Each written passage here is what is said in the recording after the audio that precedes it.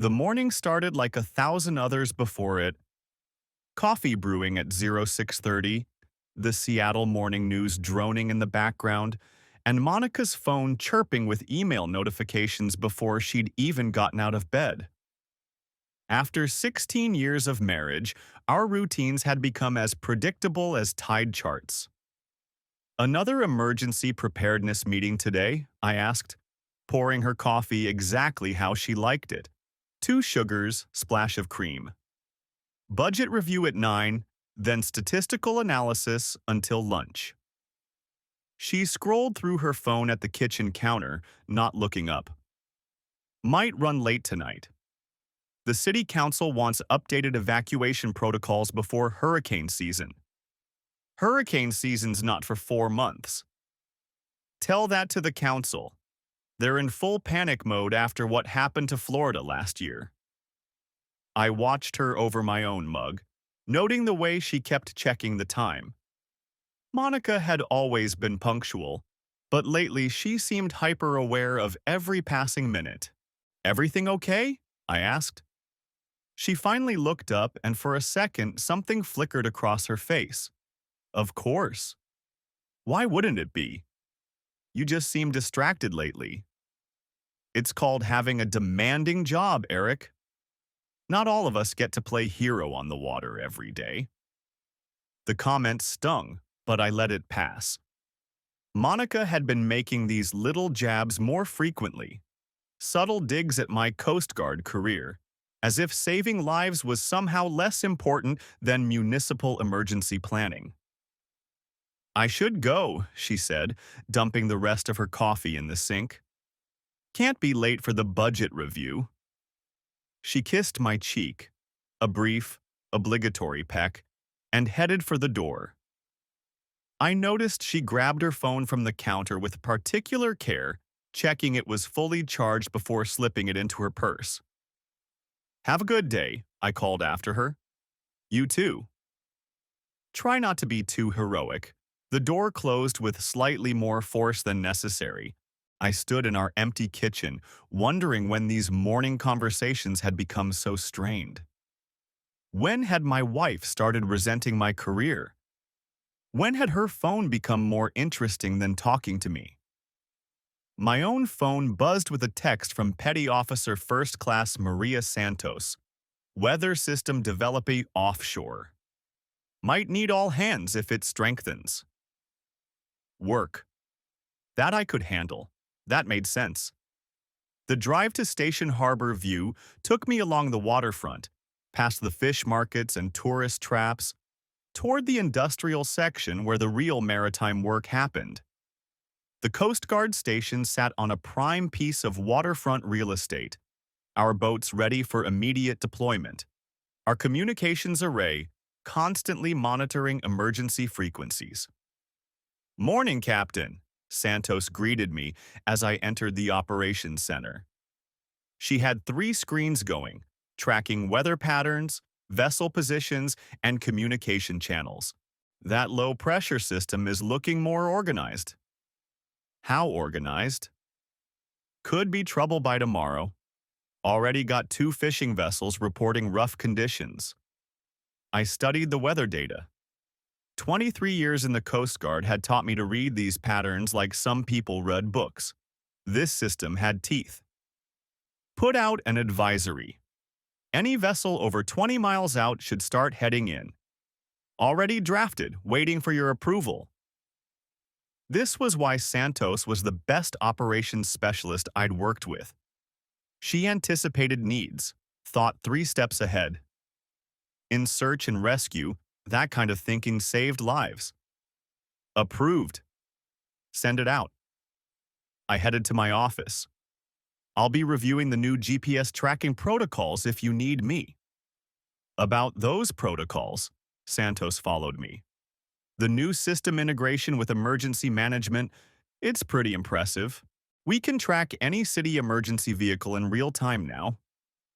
"Including emergency management personnel?" "If they have city-issued phones, yes. Full integration across all departments. Your wife probably has access to the same system from her end." Monica. She'd mentioned the new tracking systems a few weeks ago, something about improved coordination during disasters. Said it would revolutionize how agencies worked together. Captain Stone? Santos was looking at me with concern. You okay? Fine. Just thinking about coordination challenges. She didn't look convinced but returned to her station. I settled into my office, pulling up the new tracking protocols on my computer. The system was sophisticated. Real-time location data, movement history, even predictive modeling based on typical patterns. On a whim, I logged into the interagency portal. As a senior officer coordinating maritime emergencies, I had broad access. Monica's location showed as a blue dot at the city building downtown. Steady, unmoving, exactly where she should be during a budget review. I felt guilty for checking, but something had been nagging at me for weeks. Small inconsistencies. Monica saying she'd worked late when the parking garage records showed her car leaving at 5 p.m. Mentions of meetings that didn't appear on the shared calendar. The way she'd become protective of her phone, taking it with her even when she went to the bathroom.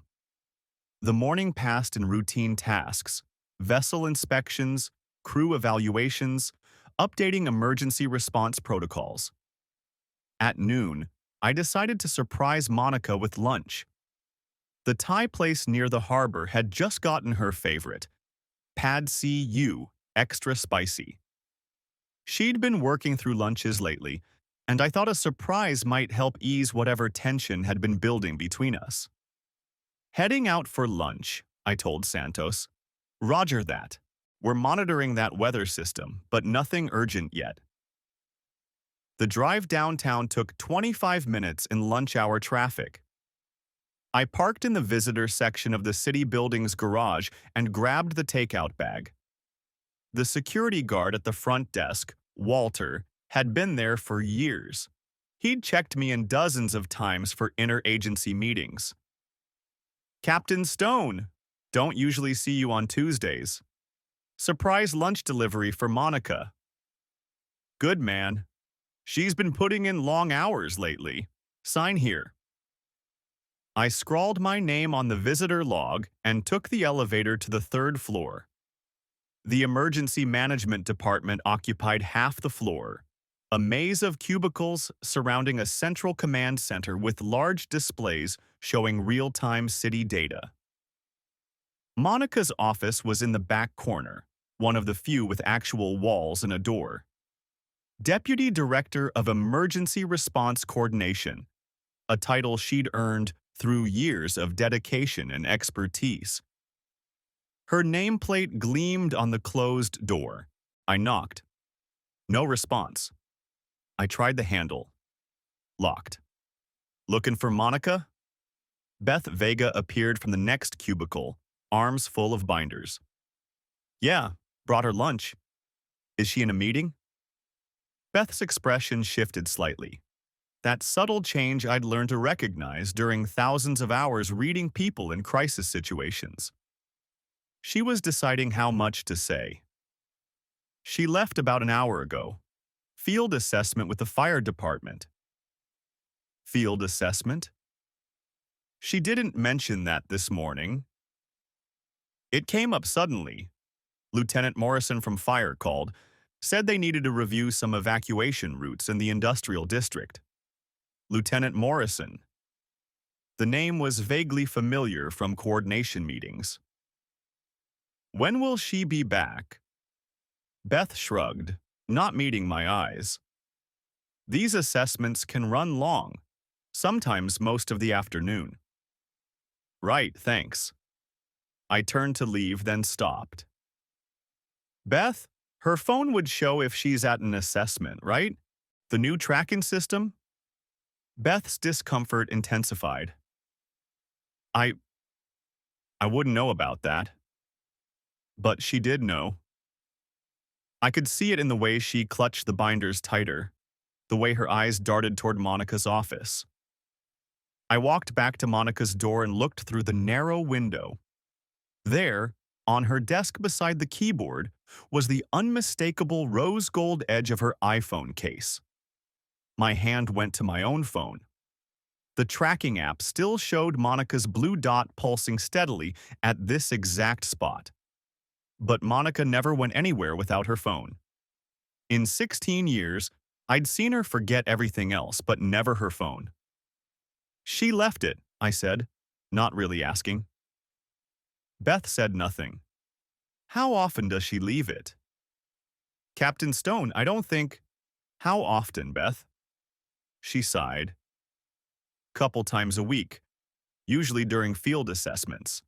Couple times a week. My wife had been deliberately abandoning her phone, creating a false electronic alibi multiple times a week. Thanks, Beth. Don't mention I was here. Captain Stone, Monica's good at her job. Whatever's going on, she's still good at her job. I'm sure she is. I left the building with the cooling takeout bag, my mind racing. In search and rescue, we dealt with facts, patterns, evidence. The facts were Monica was somewhere she didn't want tracked. She'd developed a pattern of deception. The evidence suggested this had been going on for weeks, maybe months. Back at the station, I gave the food to the crew and retreated to my office. Santos knocked an hour later. Everything okay? You seem off. Santos, what do you know about Lieutenant Morrison from Fire? She pulled out her phone, did a quick search. Jake Morrison, battalion chief at Station 19.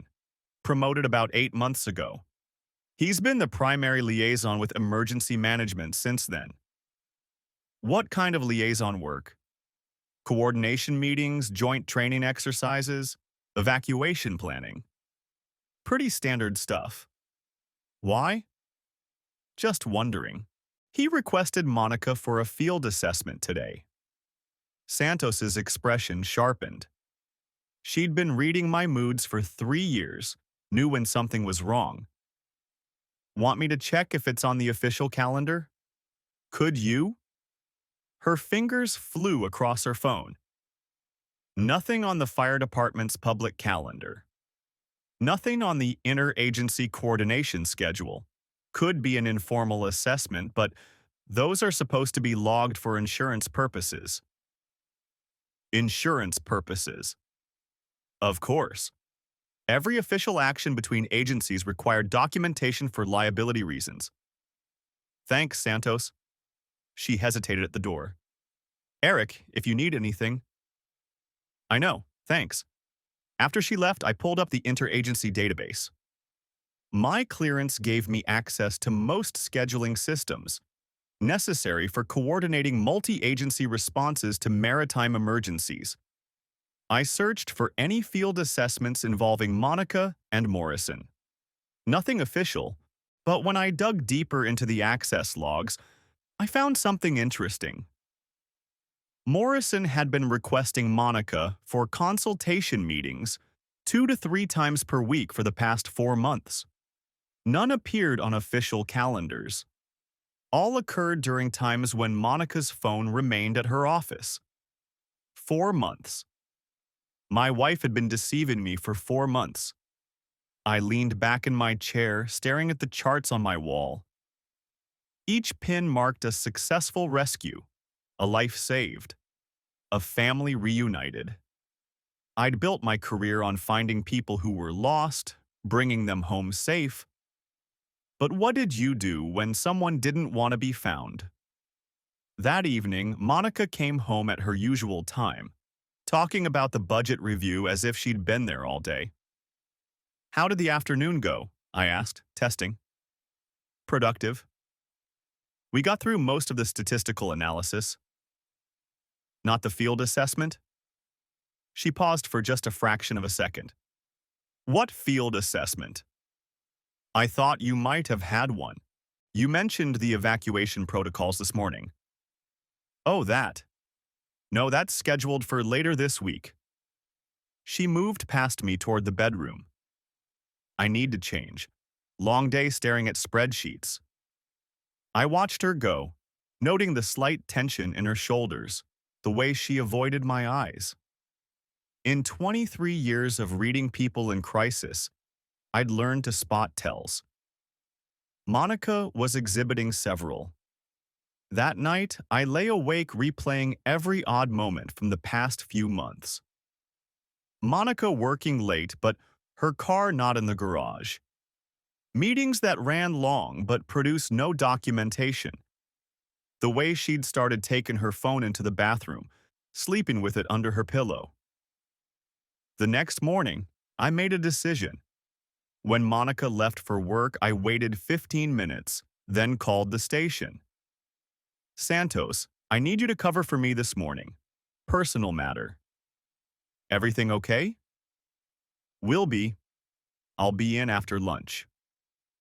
I drove downtown but parked 3 blocks from the city building. At 11:45, I positioned myself with a view of the parking garage exit. If Monica had another field assessment, I'd know. At 12:07, her silver Accord emerged, alone.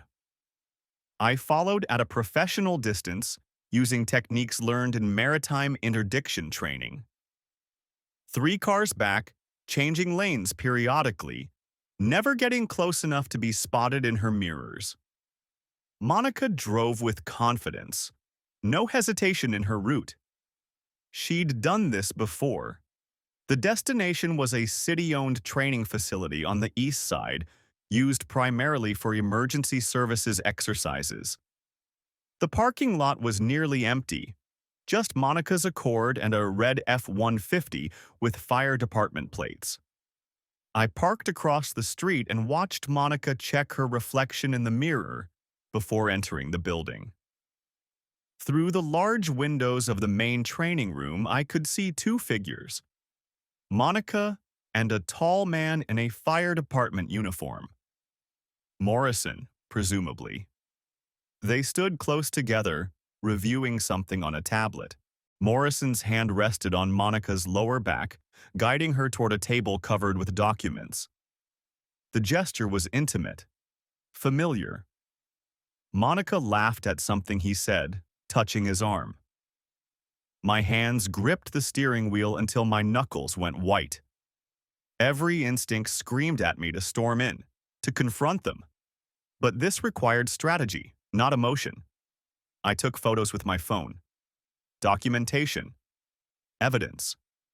The same methodology I'd use for any investigation. After 15 minutes, I'd seen enough. Morrison's hands were too familiar, Monica's body language too receptive. This wasn't just professional collaboration.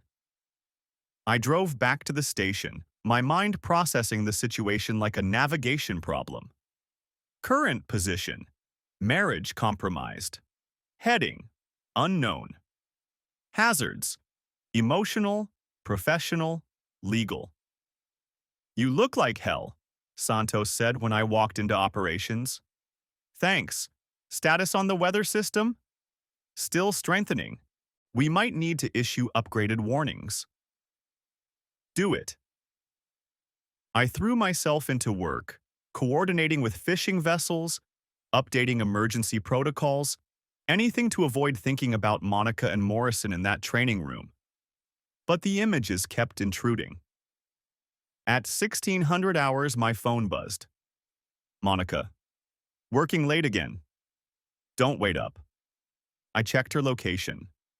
Her phone was at her office, steady and unmoving. But I knew she wasn't there. Santos, I need another favor. Unofficial. She looked up from her screens. This about Morrison? How did you... You're not as subtle as you think, Captain. Plus, I may have done some checking after our conversation yesterday. And Morrison transferred here from Tacoma 8 months ago. Official record says career advancement, but I have a friend at Tacoma Fire. Unofficial story is there were complaints. 2 female administrative staff members alleged inappropriate conduct during training exercises. My stomach tightened. What kind of inappropriate conduct? Extended one-on-one sessions in isolated locations, training scenarios that weren't authorized by department leadership. Both women withdrew their complaints when Morrison transferred out. He's done this before. Appears so. And Eric? I checked the access logs more thoroughly. Morrison's been scheduling Monica for these consultations since his second week here. 8 months. He'd targeted Monica almost immediately upon arrival. "What are you going to do?" Santos asked. "In search and rescue, the first step is always to assess the full scope of the situation. Then you develop a plan." "This isn't a maritime emergency, Eric." "No, but the principles apply. Someone's in danger even if they don't realize it."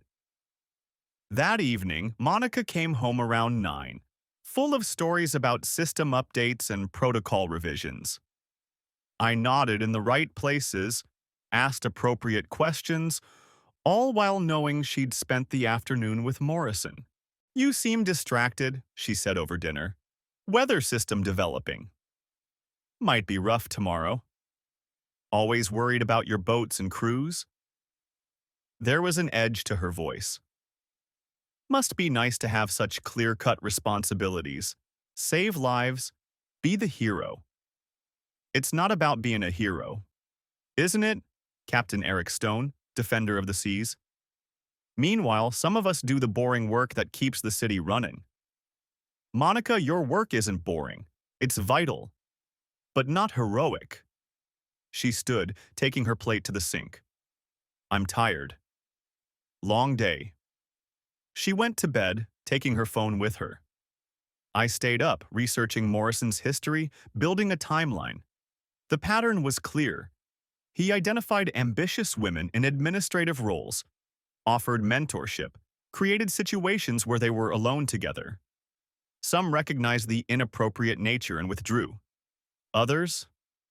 My phone buzzed. Santos. Found something. Morrison was married, divorced 2 years ago. Wife cited inappropriate relationships with subordinates in the filing.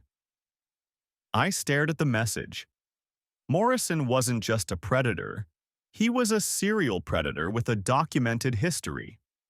The next morning, the weather system had strengthened into a genuine threat. 6-foot seas rising. I coordinated response preparations while Monica got ready for work. "Another busy day?" I asked. "Always. Might have a field assessment this afternoon if the weather holds." "Where?" "Haven't gotten the details yet." She didn't look at me. "Morrison wants to check some evacuation routes before the storm hits." Morrison. She'd said his name casually, like it meant nothing. "Maybe I should join you." "Maritime evacuation is part of my wheelhouse." "That's not necessary." "Besides, don't you have storm preparations?" "I can delegate." Now she looked at me, and I saw calculation in her eyes. "Eric, it's just routine route verification. You'd be bored." "I'm never bored when it comes to emergency preparedness." "Well, I'll let you know if we need Coast Guard input." She grabbed her phone, checking it was fully charged. "I should go." After she left, I made a decision. This had gone far enough. I called Admiral Rebecca Hayes in Seattle. "Stone, this better be important. I'm dealing with storm preparations up here too."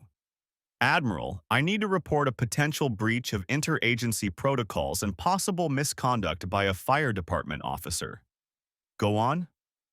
I laid out everything.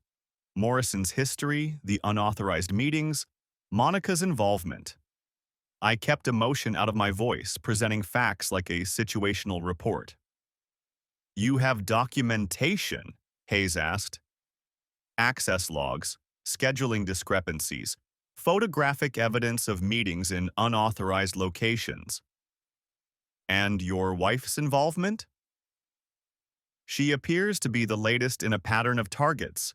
Morrison has a history of exploiting his position with female administrative staff. Hayes was quiet for a moment. Stone, I know this is personal, but if what you're saying is accurate, this is a serious breach of professional conduct that could compromise emergency response coordination. Yes, ma'am. I'll contact Chief Brennan at Fire directly. We need this investigated properly, but quietly. Can you maintain operational effectiveness? Absolutely. Good. Document everything. And Stone, I'm sorry. After the call, I felt simultaneously relieved and sick. The official wheels were turning now. Monica would soon learn her field assessments were under investigation. That afternoon, the storm hit earlier than expected. 8-foot seas, growing. We had 2 vessels in distress, possibly more coming. Mayday, mayday, mayday. The radio crackled. Fishing vessel, Lucky Strike, taking on water, position approximately 12 miles northwest of Point Harrison. I snapped into crisis mode. Santos, dispatch rescue 1 and 2. What's the weather window? Deteriorating rapidly. We've got maybe 90 minutes before it gets really ugly. Souls on board? 3. They have life jackets, but their pumps are failing. I coordinated the response, tracking multiple vessels, calculating drift patterns. This was my element, where everything made sense. Save the ones you can reach. Bring them home. My phone rang. Monica. Not now, I told Santos, declining the call. It rang again immediately. Captain, might be important, Santos said. I answered. Monica, I'm in the middle of a rescue. What did you do? Her voice was tight with fury. I'm coordinating a rescue. Can this wait? Morrison just got called into the chief's office. There's some kind of investigation. This is you, isn't it? Monica, I have people in the water. We'll talk later. Don't you dare hang up on me. You destroy my career because of your paranoid jealousy. I'm trying to save lives. Your career concerns can wait. I hung up. Santos stared at me. Captain, focus on the rescue. Nothing else matters right now. We got the Lucky Strike crew aboard just as their vessel went under. Hypothermic, scared, but alive. As we headed back to port, my phone showed 17 missed calls from Monica. Take us in, Santos. I need to deal with something. I called Monica back.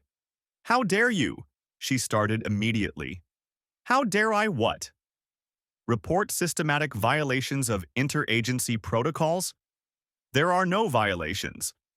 Morrison is providing professional development.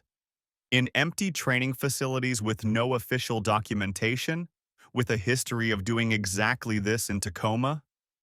Silence. You knew, I said. You knew about Tacoma. I knew there were unfounded allegations. 2 women filed complaints, which they withdrew. After he transferred out. Monica, he's done this before. You're not special to him. You're just the latest target. That's not... You don't understand. Jake sees my potential. He's helping me advance. Jake? When did he become Jake instead of Lieutenant Morrison? This is exactly why I didn't tell you. You're controlling, paranoid. I'm observant. There's a difference. You've been leaving your phone at work while you meet with him. That's not professional development, that's deception. I left my phone because I knew you'd track me like one of your boats. I only started tracking you when your behavior became suspicious. Working late when your car wasn't there.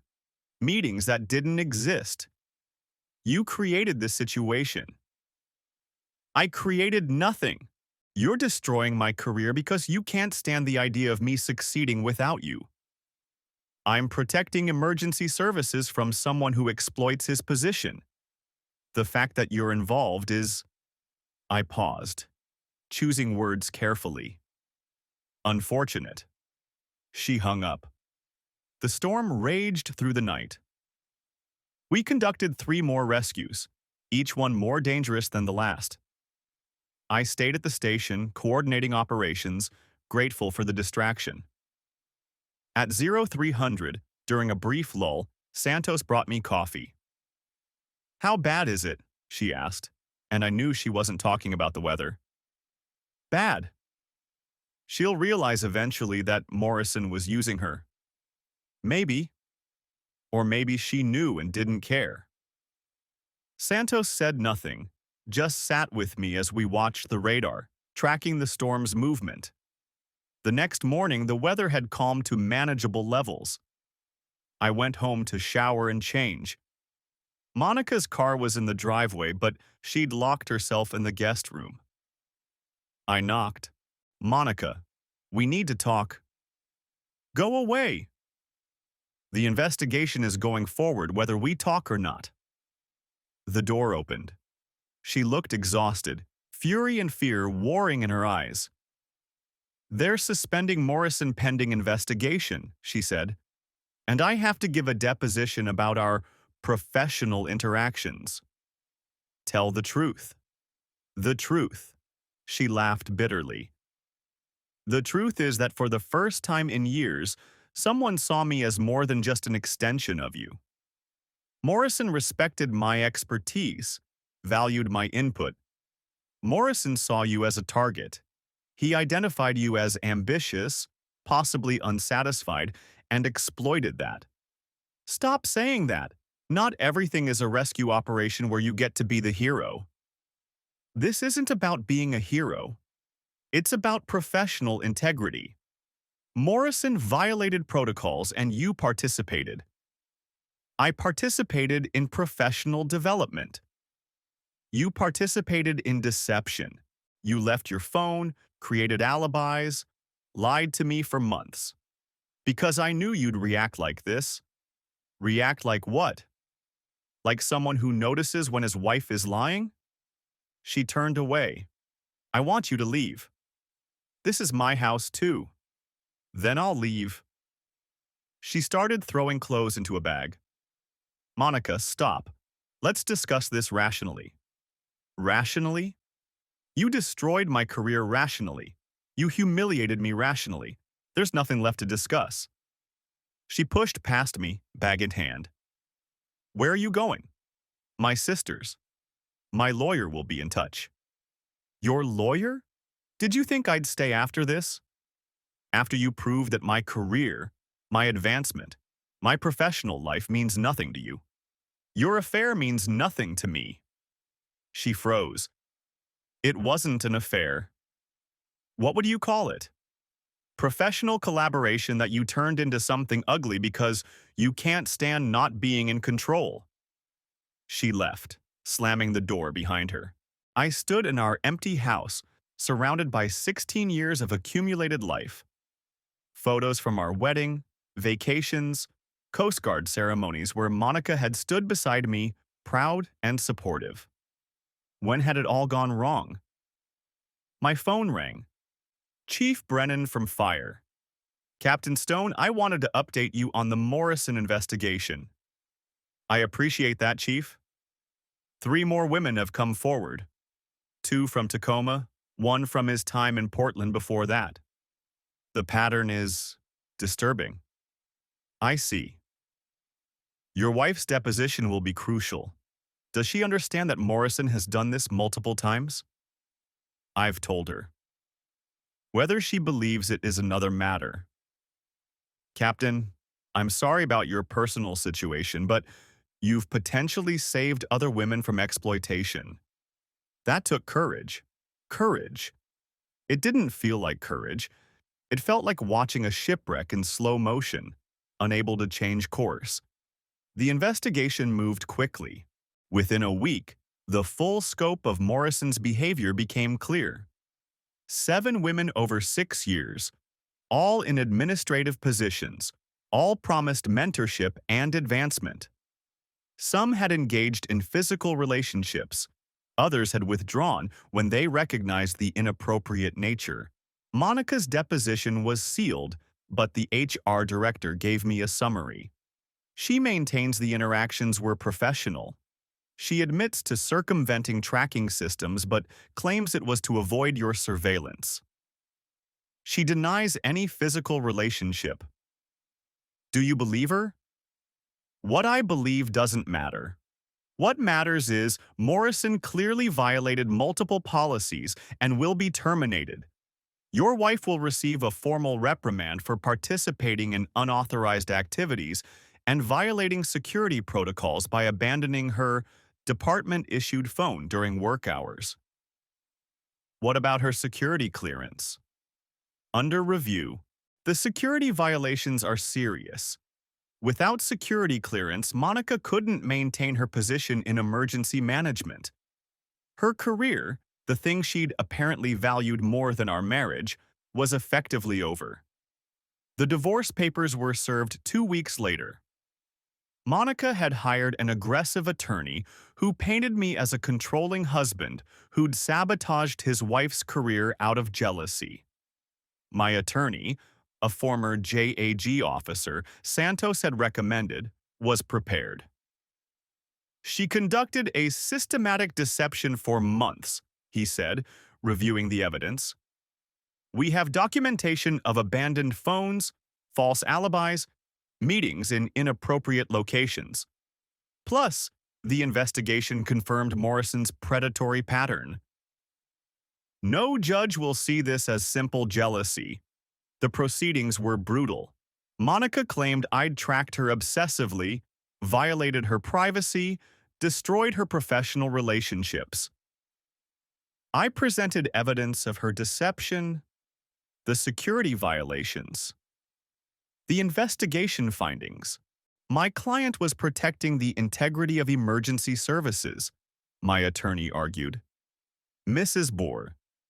Stone participated in activities that compromised interagency protocols and violated security procedures. My client was seeking professional development that her controlling husband couldn't provide, Monica's attorney countered. The judge, a stern woman who'd clearly seen too many acrimonious divorces, cut through the noise. Mrs. Stone, did you deliberately leave your phone at work to avoid location tracking? Yes, but did you participate in meetings that weren't officially scheduled or documented? They were training sessions. Yes or no? Yes. Did you lie to your husband about your whereabouts? Monica was silent. Mrs. Stone, I didn't want him tracking me like one of his boats. That's not what I asked. Did you lie about your whereabouts?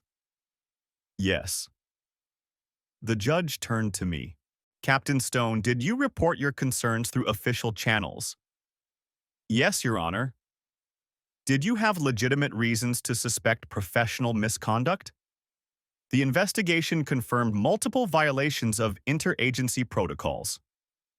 I see. The judge reviewed her notes. Mrs. Stone, your deception and the resulting professional consequences are relevant factors here. The divorce is granted. Division of assets will reflect the length of marriage but also the circumstances of its dissolution. Monica got a settlement, but not the house or my pension. Her security clearance was revoked, making her unemployable in emergency management. She took a job in the city permits office, processing building applications.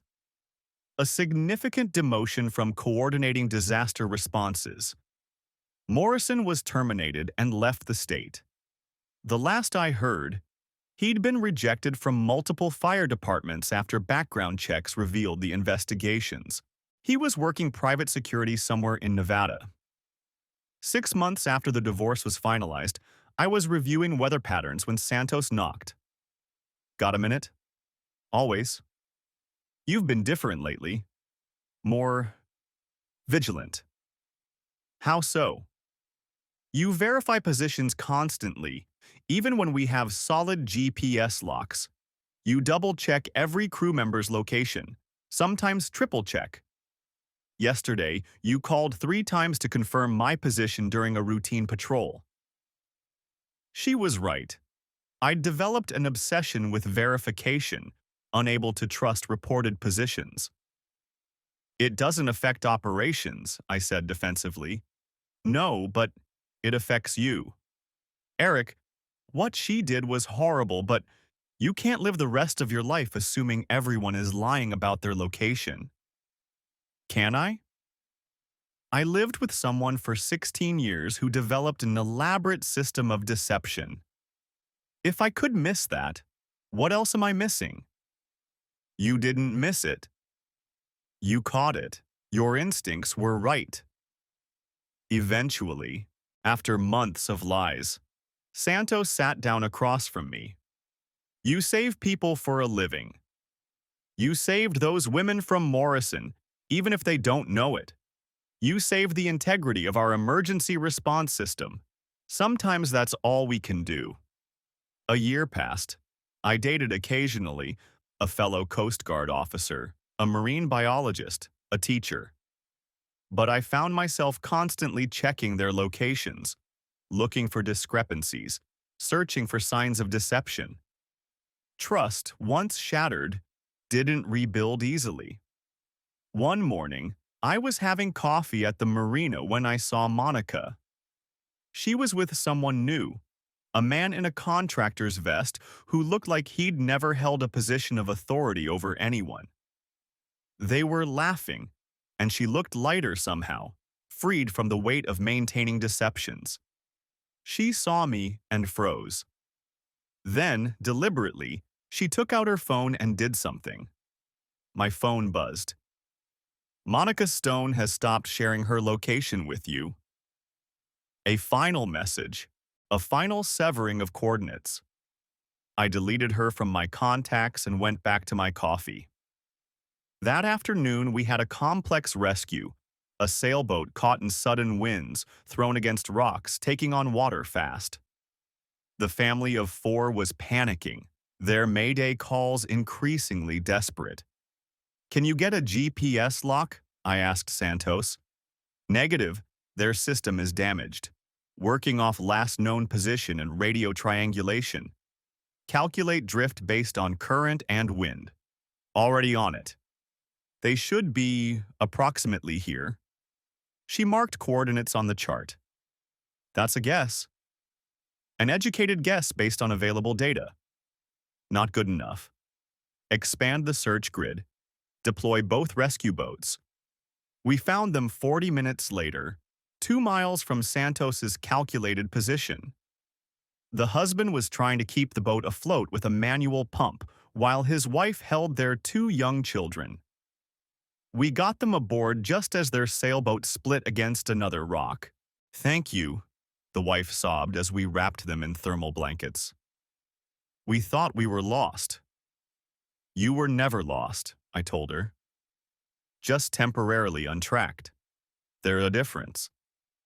Back at the station, Santos found me on the deck watching the sunset. Good save today, she said. Team effort. You know, you didn't hyper-verify anyone's position during that rescue. She was right. For the first time in months, I'd trusted the reported positions, focused on the rescue instead of obsessing over potential deceptions. Progress, I said. Small steps. Want to grab dinner? Promise I'll keep my location sharing on. I looked at her, really looked. Santos had been my rock through everything, professional and personal. She understood the demands of the job, the weight of responsibility, the importance of trust in life or death situations. Dinner sounds good, I said, but I pick the restaurant. Control issues, Captain? Preference for known coordinates.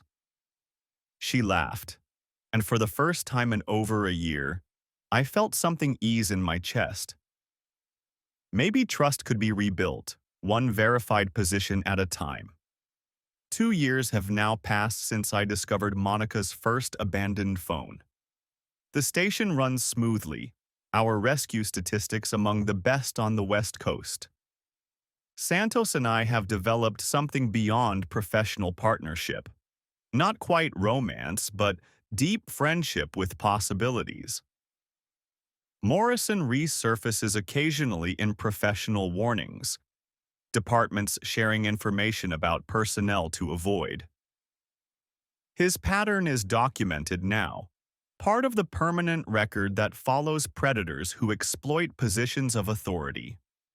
Monica remarried 6 months ago. Her new husband is that contractor I saw her with, someone completely removed from emergency services or positions of power. Santos mentioned seeing their wedding announcement online. I hope she's found whatever she was looking for. Hope she no longer feels the need to abandon her phone to find freedom. I still verify positions more than necessary, still double-check coordinates that don't need checking. It's become part of who I am now. Captain Eric Stone, search and rescue coordinator, expert at finding the lost, incapable of fully trusting the found. Last week, we had our most complex rescue of the year. A yacht had lost all power and communications in heavy fog, drifting toward shipping lanes. No GPS, no radio contact after the initial mayday, just a general area where they might be. How do we find them if they can't tell us where they are? A new crew member asked. We search systematically, I explained. Grid patterns, expanding from last known position. We factor in current, wind, probable drift. We don't stop until we find them or confirm they're beyond recovery. But without coordinates are just data points. What matters is understanding patterns, recognizing deception, whether it's intentional or circumstantial. The ocean lies sometimes, gives false readings, creates mirages. Our job is to see through that, find the truth. We found the yacht after 6 hours of searching, exactly where Santos's calculations suggested they'd be. The family was terrified but unharmed, grateful beyond words. We turned off everything to save battery for one last call, the father explained.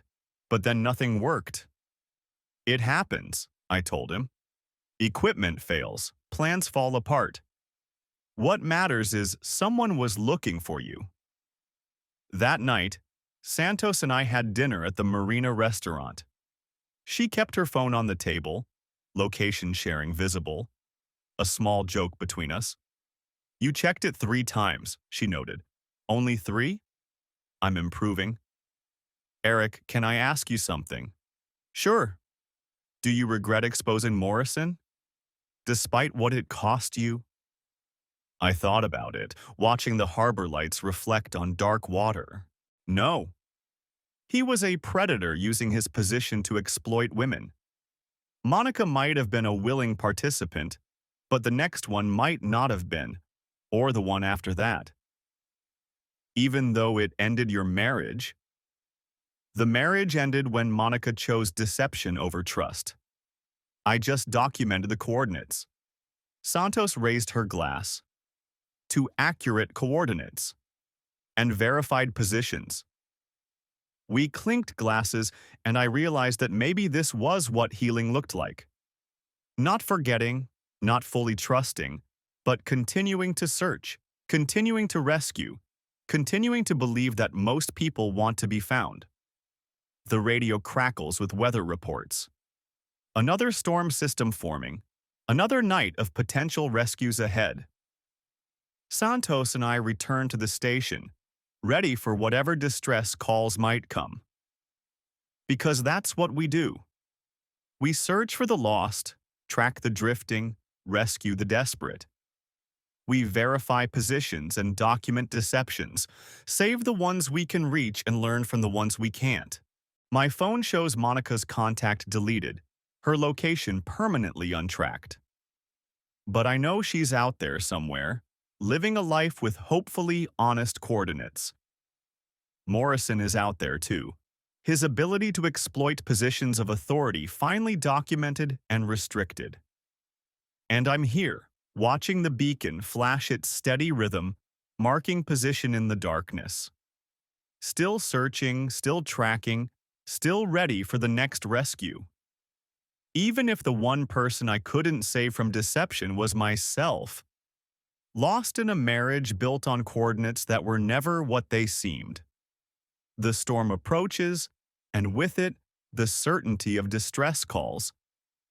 People who are genuinely lost, desperately wanting to be found. Simple, honest emergencies with clear coordinates and grateful rescues. Santos appears beside me.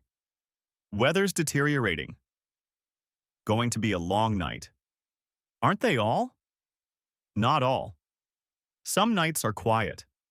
Some coordinates are true. She's right, of course.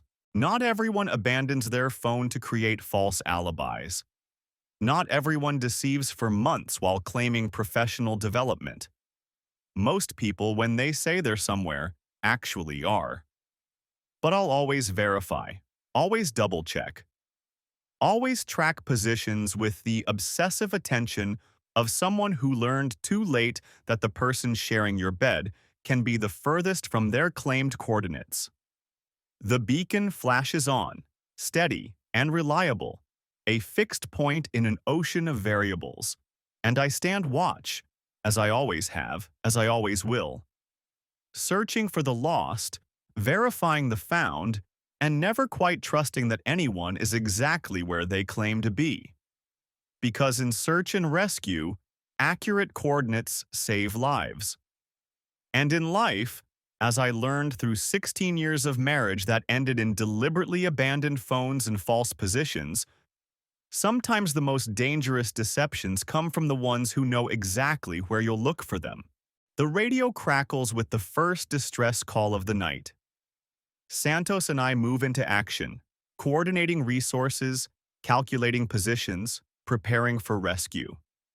This is what I know, what I trust.